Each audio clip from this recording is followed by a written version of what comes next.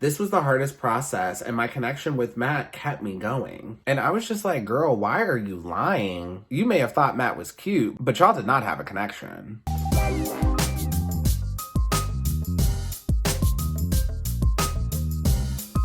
Hi everyone, my name's Dimitri, and welcome back to DimitriTube. The Bachelor, Matt James, Women Tell All. Let's talk about it. As always, if you're enjoying my reviews, please pound that like button, pound that subscribe button, and ring that notification bell. So, I have a lot of notes, so I'm just gonna go ahead and dive into it. Before we get started with the MJ versus Jessenia, I just want to talk real quick about the people who were not at the Women Tell All. First and foremost, justice for Lauren Maddox. Lauren Maddox was unfortunately not at the Women Tell All. And she deserves justice because she had some of the best outfits of the season, and I really would have liked to see her at the Women Tell All just to see what outfit she would have brought. But unfortunately, ABC did not invite her, and that really broke my heart. Next, Sarah, Mary Lynn, and Catalina were absent as well. I really wish they were there so they could tell their sides of the story. But also, at the same time, they may have just left them out because it would have been too much focus on Victoria during the Women Tell All. The first tell-all we dive into is the MJ versus Jessenia. So to start off, MJ's hair and makeup looked amazing. And for Jessenia, I really cannot with these Selena-looking pantsuits, but maybe that's just her thing. So Jessenia says that MJ did not own up to her actions, and then MJ responded and said she owned up to her actions, but it was just off camera, and she blamed her strong personality, which was perceived wrong by other people. So first of all, I'm so over this MJ versus Jessenia thing. I said this before, coming from Matt's perspective, it really didn't make sense as to why he believed Jessenia over MJ. But if what MJ is saying is true, then that tracks, because then Matt would have had a reason to pick Jessenia over MJ. But honestly, at this point, I feel like it doesn't even matter and no one really cares. But this did segue us into talking about the bullying in the house. So Chris Harrison asked Ryan to speak up for the new girls and how they felt living in the house. And Ryan doubled down and said the new girls felt uncomfortable and the other girls were disrespectful to them. And Ryan also brings up again how hurt she was from being called a So let me be real with y'all on how I feel about this. So I hang out with a lot of gays, and we call each other and prostitutes all the time. So I personally don't take that much offense to it, and Ryan doubling down on this again and playing the victim so hard, it was kind of weird for me. But in her defense, I'm a guy and she's a woman and she's also a dancer, so this may be just a little more sensitive of a topic for her because I'm sure this is something that happens to dancers all the time. So it may be a topic that she is in fact more sensitive to. So Victoria responded to Ryan and she said, "Do you think you're a super sensitive person though? Because I've been getting death threats, which is a whole other thing, but memes about my eye that was swollen, memes about my bra straps. I'll wear something with my bra showing and laugh it off. The extent of your upsetness about it, are you just an emotional person?" And then later on she says, "I have been called way harsher things on the internet and I brush it off." And Ryan clapped back and said, well, the internet is not national TV. This was a very interesting point that Ryan brought up. So I think saying harsh things about someone on the internet or on national TV are the same thing. I feel like the internet is bigger than TV now. So whether you slander someone's name on TV or on the internet, for me, it's the same thing. Like, I don't necessarily think slandering someone on one form of media is worse than slandering someone on another form of media. So I'm on Team Victoria in that regard because I'm like, wherever the harsh things are coming from, you just got to brush it off and keep rolling with the punches. What do y'all think? Let me know below in the comments. Do you think getting slandered on national TV is worse than the internet? And if so, why? Okay, moving on. So we have the Katie versus Victoria. So I don't know if y'all noticed this, but Victoria had some really good media training before this tell-all. I mean, her outfit was kind of ugly, but outside of that, she was very well prepared for this tell-all. And a lot of people called Victoria fake, but on this tell-all, she stayed true to who she was on the show, and she apologized, admitted her mistakes, and she was trying to move on. A lot of you may disagree, but I did like the way she handled herself during this. So going back to the Katie versus Victoria, Victoria says, you know, the name calling is completely unacceptable, but we're all getting backlash for how we handled anything. I think it's important to remember we all did the best we can do. Life is a learning experience, as is this journey. And then after that, she apologized. So Katie accepted her apology and she says, we all went through something really hard, and I know some of you guys are experiencing backlash right now, and that's your own karma. So if you've been watching my reviews, you know I am not a big Katie stan, and if you're watching this review and you love Katie, you're just not going to like my opinion about her, so just a heads up. So when Katie said this statement on karma, it was petty, it was disrespectful, and it also showed that she did not fully understand how karma works. So karma, whether good or bad, is about letting the universe take the lead and do its work so people get their just desserts. So while the universe is doing its work, you were supposed to stay put and be quiet. But Katie is bragging about people's karma, and she's bragging about the fact that her castmates are getting a lot of bad fortune. And not only that, she is telling these women that their bad fortune is justified. By Katie bragging about the misfortune of others, she is now due to receive some bad karma. You see how this works? It's very cyclical.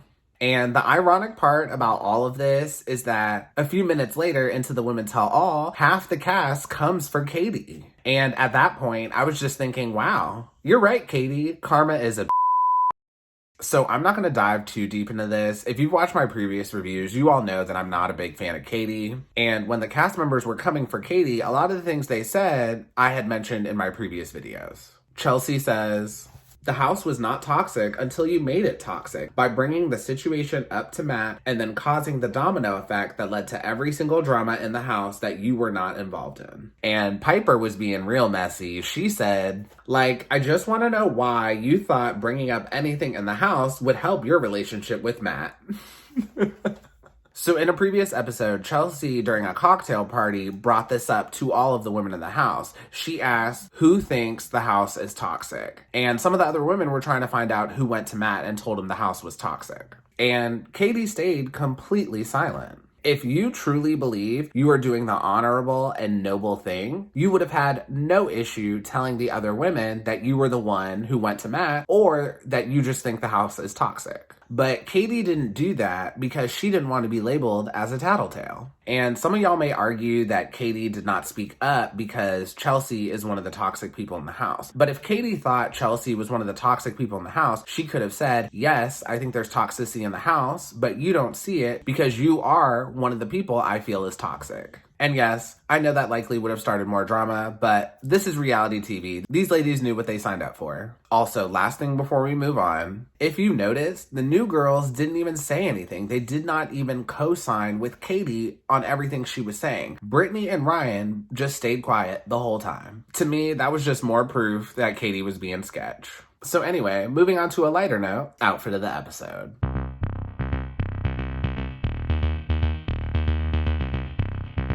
So for this Women Tell All, I was pleased. We got to see some good outfits. So I'm going to give you 4 nominees for the outfit of the episode. All of these women had fantastic outfits, but there can only be one winner for the outfit of the episode. The nominees are Anna, Serena C. Also, Serena C's makeup looked amazing, by the way. Serena P. and Pieper. And the winner is Anna. Anna is wearing this olive green Stepford Wives type of dress with pearls, and she looks really good. It's cute, it's classy, and she clearly wore it because she's trying to clean up her image from her poor actions on the show. Also, please do not drag me. I almost gave the outfit of the episode to Pieper. It was a really close call, but I gave it to Anna because I had to choose the dress over pants. But I just prefer when the girls are super girly. So me personally, I'll always choose a dress over a pants outfit.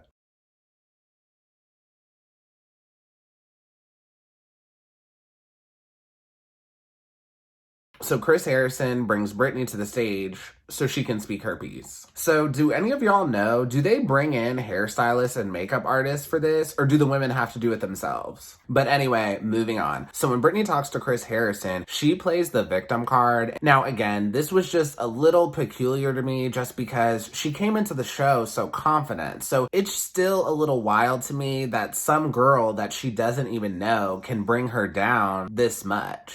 If Brittany wants to take this route, that is fine, but I kind of wish she had just flipped the script and used this as an empowering moment. She could have been like, I take control of my destiny. I'm not gonna let some girl who badmouthed me ruin me. Like, she could have brought in a monologue, kind of like how McKenna did on Peter Weber's season. I don't know what your role was the other night, maybe to make me feel small and weak, but at the end of the day, you made me found my damn voice. I personally just think that would have been a better approach than Brittany only being a victim like this. Next, they show some unseen date footage, and they show the girls eating pancakes and then chugging beer, and I was so confused. Like, is this a dating show or is this Animal House?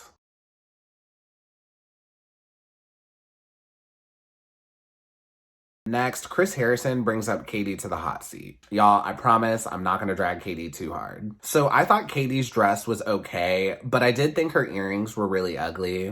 Also, did y'all like her hair? Let me know below in the comments. Her hairstyle was meant to hold for probably like 2 to 3 hours, but filming The Women Tell All normally takes 8 to 12 hours. And because they spent so much time filming, it started not to look good. So during this part, ABC really tried to sell it like Matt and Katie had more of a connection than it really was. From the jump, they did not have a connection. I did not forget when Sarah interrupted Katie and Matt's one-on-one time, and Matt didn't seem interested to get back to the one-on-one time with Katie at all. When Katie's talking to Chris Harrison, she says, "This was the hardest process, and my connection with Matt kept me going." And I was just like, girl, why are you lying? You may have thought Matt was cute, but y'all did not have a connection. Now, it's clear they're possibly trying to prepare Katie to be the next Bachelorette, but I'm not feeling the fantasy, and I hope they don't pick her. But if ABC does choose her, don't get me wrong, I'm still gonna watch. I'm still gonna review for y'all, but I'm gonna complain.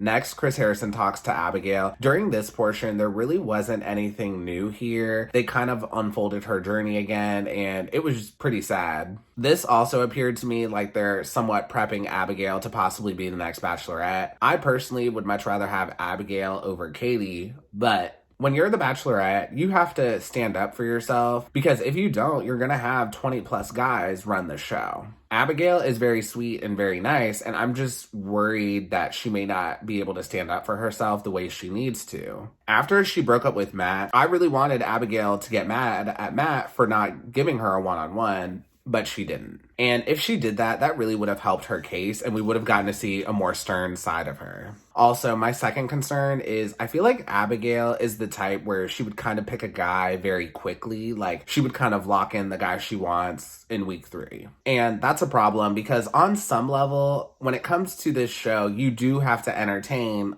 a lot of the contestants, whether you're into them or not. Because if you don't, it's not going to be a good season. Next, we're moving on to Pieper. So I loved Pieper's outfit and I really liked her earrings. When Pieper was talking to Chris Harrison, she said that she was in love with Matt, but she was not sure about Matt's feelings. And she also said that Matt just has this ability to make people feel special. Now, I just thought this was kind of weird. Maybe it's because I'm a Taurus, but I can detect the difference if someone's just making me feel special or if we're on the same page in our feelings. Like, I feel like those are two completely separate things. Like, I can kind of see how she got that confused, but then at the same time, she went on a bunch of group dates, and I'm sure she saw how Matt also makes a ton of other women feel special. Next, we have Serena P. The hair, the makeup, the eyebrows, the false lash, her dress, she looks amazing. I'm here for it. But I will say, so I like her dress, but it just wasn't my favorite. And during her segment, it was nothing new, nothing we hadn't already heard before. Her family just reaffirmed her feelings that she wasn't that into Matt, so nothing new there.